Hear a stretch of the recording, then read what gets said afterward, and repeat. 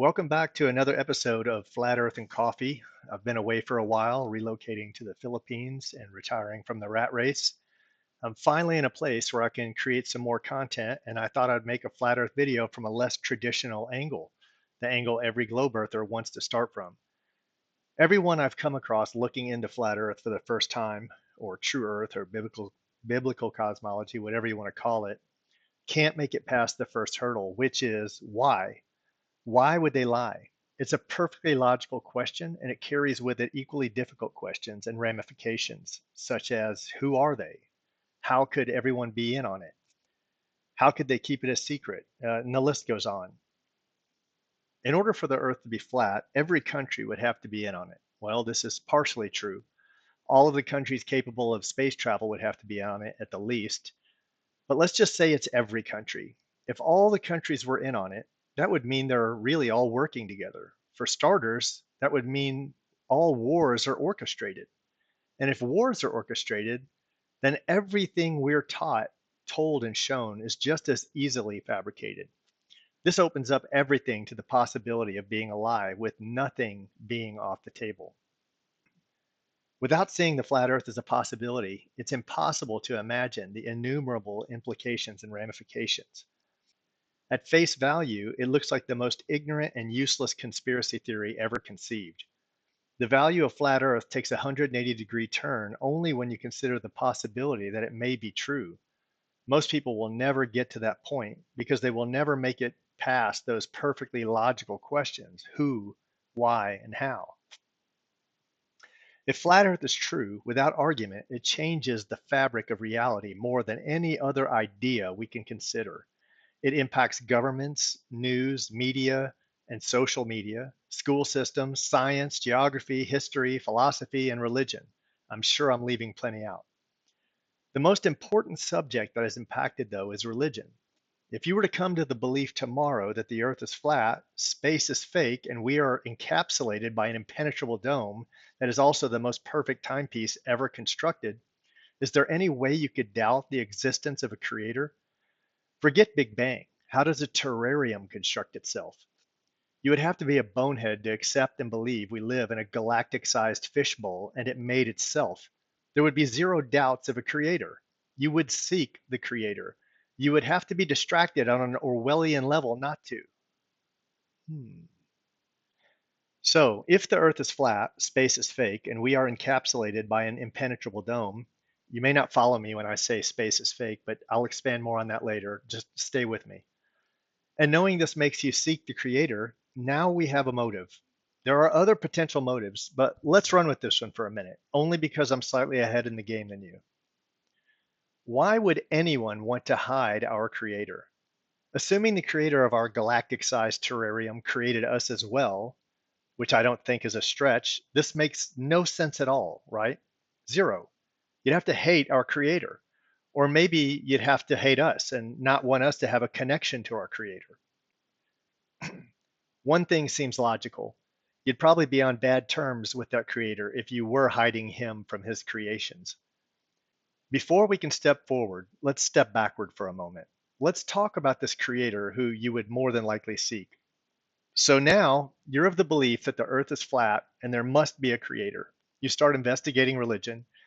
You learn that there are countless authors throughout history who authored upwards of 100 books, which talk in great detail about the same galactic terrarium in a time before science could have known such a thing. The same stories in this book go back to the very first known civilization, Sumeria. The waters above and the waters below, 7 days of creation versus 7 tablets of creation. On the 6th day, the gods created man, versus in the Enuma Elish, it was on the 6th tablet. The war in heaven, the Garden of Eden, creating man from clay, the flood story, the ark story, etc.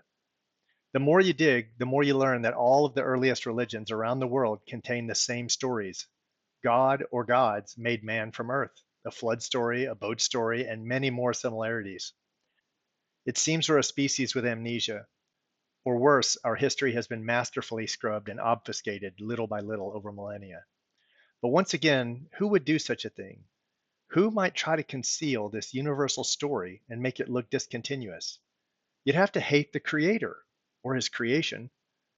Is there a cabal who exhibits a hatred for the creator? I, like countless others, contend that there is.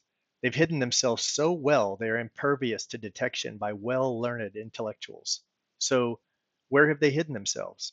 In plain sight.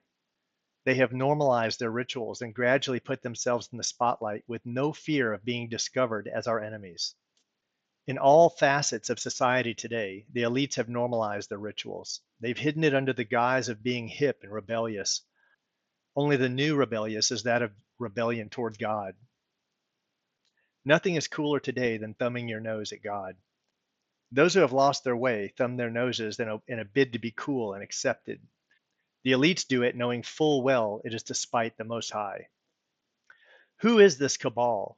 Royal bloodlines, the bloodlines that go back to the fallen ones, the same fallen ones who took women as their wives and had children with them. Bible prophecy is playing out before our eyes today and at breakneck speed. We are at a point in the biblical timeline where the Bible will prove itself to be true or false.